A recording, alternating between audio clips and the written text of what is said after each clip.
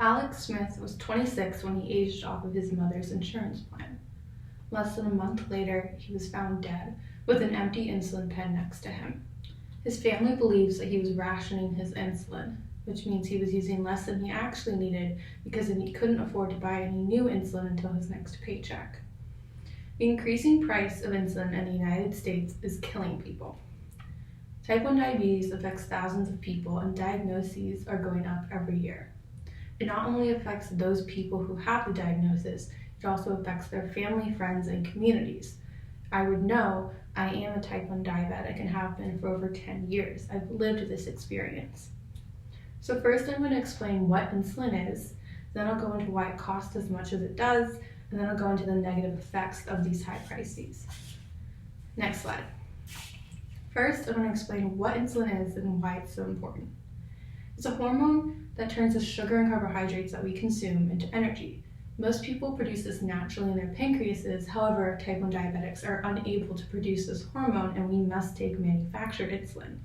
About 8 million people take manufactured insulin in the United States every year. It usually comes in pens or vials, which carry 100 to 300 units per pen or vial. And on average, people use 2 to 3 vials per month, but it's not uncommon to reach up to 6 vials a month. When it was discovered in 1921, Frederick G. Banting sold the patent for only $1 because he knew how important this discovery would be and that it would save millions of lives. Human-derived insulin became available in the 80s, and rapid and long-acting insulin became available in the 90s. Next slide. So why is this life-saving drug so expensive? Well, it's a necessity. People need it to survive, so businesses can afford to hike up the prices because people will need to buy it no matter what. According to Tara Hayes and Josie Farmer of the American Action Forum in April 2020, 99% of insulin in the United States is sold by one of 3 companies: Eli Lilly, Sanofi, and Novo Nordisk. In between 2022 and 2013, the cost tripled, according to Greg Brown of BeyondType1.org, last updated in September 2020. Again, according to Hayes and Farmer, it's the most expensive chronic disease in the United States, costing $327 billion in 2017. A vial of Humalog, a type of insulin, in 1997 cost $21. It now costs over $300. Next slide.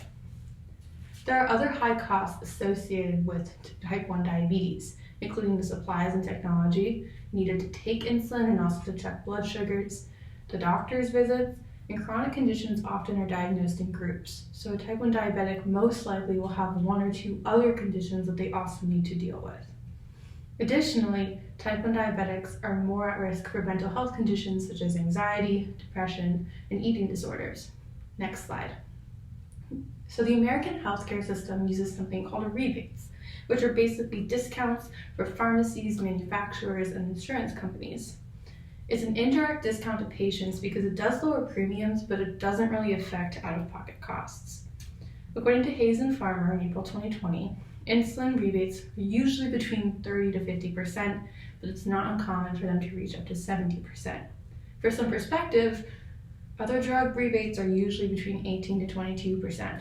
So this means that insulin prices are much higher than they need to be. Next slide. Now that I've told you about insulin and why it's so expensive, let's discuss the negative effects of this crisis. So unhealthy rationing methods, like Alec used in our introduction, can lead to death. About 1 in 4 type 1 diabetics, according to James Deenan in February 2020 from Elemental by Medium, have rationed their insulin. Short-term effects include higher blood sugars, which can lead to hospital visits and violent illness. Long-term effects include blindness and amputations, and at worst, it can lead to death. Jada Lewis, who was 24 and lived in Virginia, died in June 2019 because she had to choose between paying for her insulin and paying rent. Jessamaya Scherer, who was 21 in Minnesota, also died in June 2019 because she had to choose between paying for her insulin and providing food for her family. Some people journey to Canada or Mexico where insulin prices are cheaper. However, this isn't a feasible solution because these journeys can be difficult, aren't available to everyone in the country, and can require special types of prescriptions in order to get a prescription drug from another country. Another common solution is Walmart insulin, but it's not as effective and it's inconsistent with how it works, which also leads to people misdiagnosing or misdosing for their blood sugars and can lead to death as well. So insulin is a crucial hormone that people need in order to survive, and it's allowed to get so expensive in the United States because of how our healthcare system works with rebates. These negative effects caused by this crisis include death, hospital visits, and blindness.